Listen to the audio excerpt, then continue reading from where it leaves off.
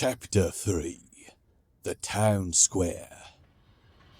It was clear to Grog that the worst of the bloodshed and chaos was taking place in and around Longdale's large town square.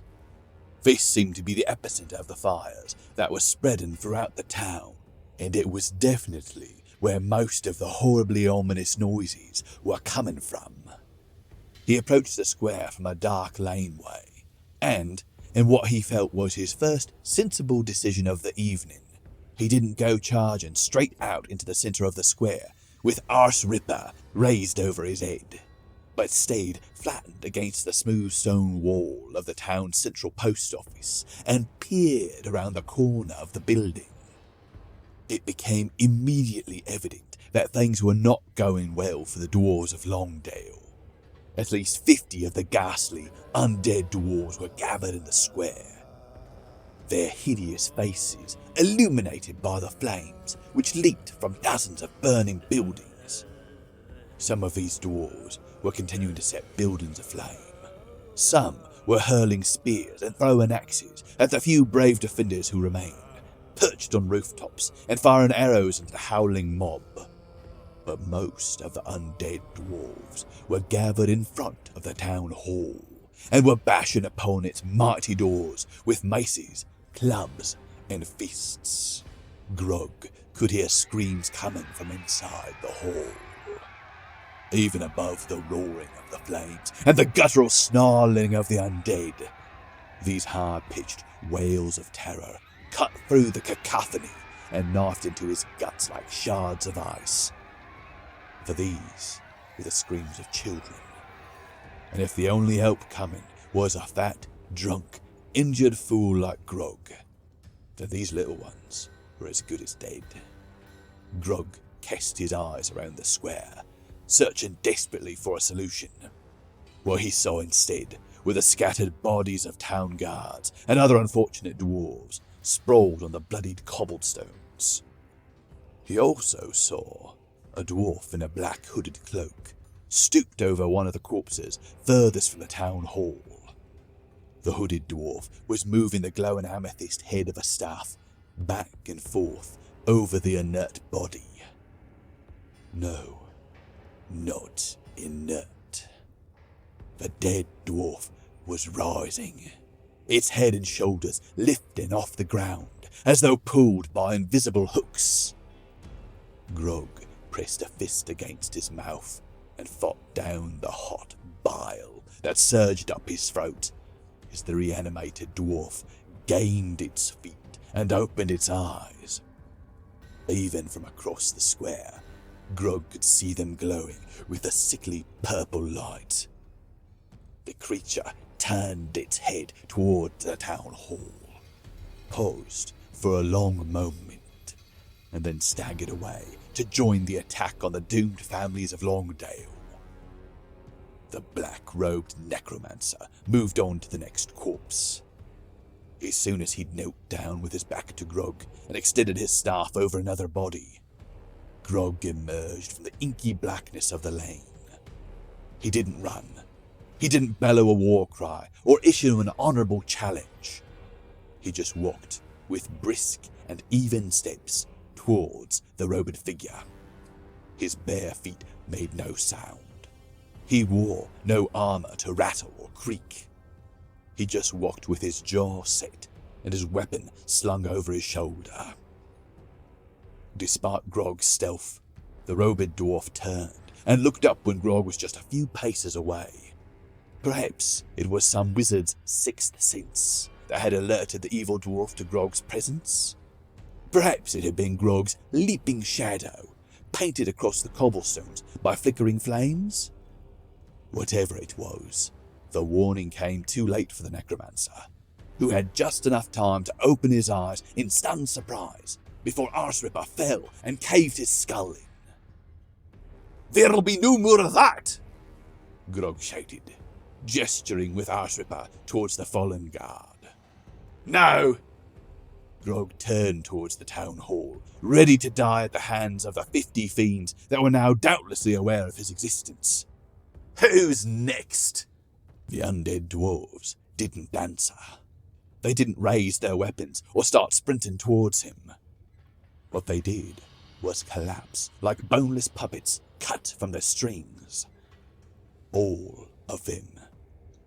Well, Grog looked down at Arseripper, then back up at the mass of inanimate bodies crumpled in front of the town hall. That was fucking easy. Shouts of jubilation echoed in the far distance, and through the bellowing smoke, Grog could make out the shapes of dwarves standing on rooftops behind the town hall. They were jumping up and down and cheering. This doesn't make up for anything, a voice in Grog's head informed him. This was nothing. The bastard voice in Grog's head wasn't quite enough to ruin the moment all by itself, but it soon had help from another sound. One that was external and coming from the opposite side of the square.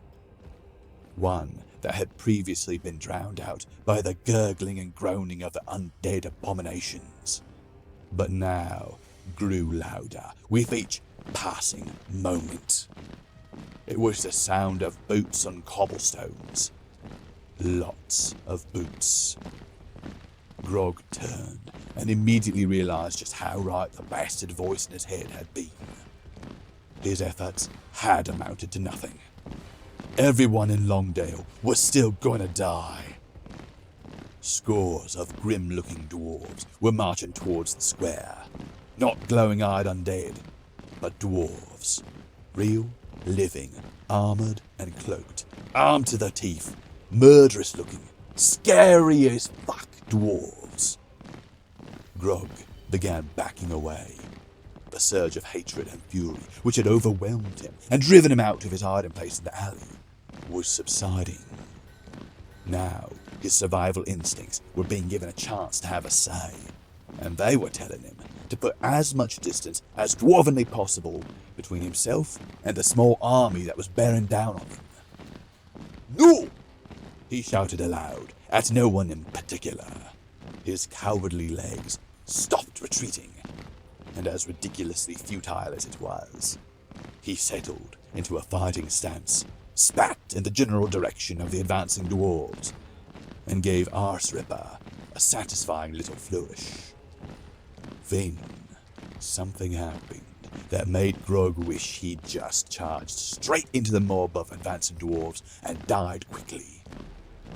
At least then, he wouldn't have seen a few of the advancing dwarves enter the square and break away from the main group. He wouldn't have seen them raise their purple-headed staffs and point them at the massive bodies sprawled in front of the town hall. He wouldn't have seen every last one of those bodies begin to twitch, spasm, and rise again. Now that, Grog muttered, almost dropping his weapon, is some bullshit. "Time to die, surface scum." These words were shouted by the dwarf leading the attackers into the square. He had an obsidian helm perched atop his bald head, and a trio of jagged scars raked across his malevolent face. "But do not despair, for soon you will rise again and join us." The evil dwarf grinned. "Or," Grog countered, "perhaps we could just sit down and talk this all out over a pint." The scarred dwarf's smile widened as he raised a commanding hand and pointed at Grog. "I have to keep him talking," Grog thought, trying not to let his eyes flick to what he'd just seen in the street behind the evil dwarves. "I have to keep their attention on me." "Well, if you kill me now," he blustered, "you'll never find out where all the gold is hidden." 4 dwarves in black leather armor advanced on Grog with maces and clubs at the ready. "You think we're here for gold?" the dwarf scoffed. "Well, why the fuck are you here?" Grog shouted, trying to drown out the sound of more dwarven boots hammering on cobblestones. "What do you want?" "Revenge," the dwarf hissed. "Nothing more, nothing less. Just revenge. You want revenge? Grog roared. Well, that makes two of us, pal. He raised Arse Ripper above his head and roared as long and loud as he could. It did the trick. The dwarves in black leather hesitated just for a moment. And in that moment, one of the most fearsome warriors Grog had ever known exploded out of the dark street behind a cluster of evil dwarves. His name was Broten Gruntlog. His face was covered in the white full moon war paint, which marked the finest warriors of the 13 realms. His beard and cloak were already spattered with blood, and in his hands was a dire-forged sword, one of the most singularly devastating weapons ever devised by dwarven kind.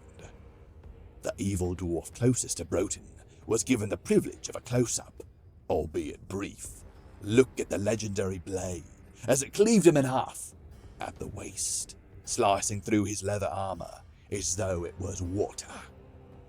A robed dwarf suffered a similar fate on the backswing. More dwarves were rushing down the street behind Broten. Shouts broke out amongst the invaders. The 4 brutes bearing down on Grog turned to see what was happening. 2 years ago, he could have killed them all before they'd known what had hit them. But the lunging strike he now aimed at the nearest target was slow and clumsy. The leather-clad dwarf turned in time to dodge the attack. He then kicked Grog in the stomach, punched him in the face, and swung his weapon. Grog cleverly blocked the blow with his head. There was an unholy clang as the enemy's mace caught Grog on the side of his steel helm.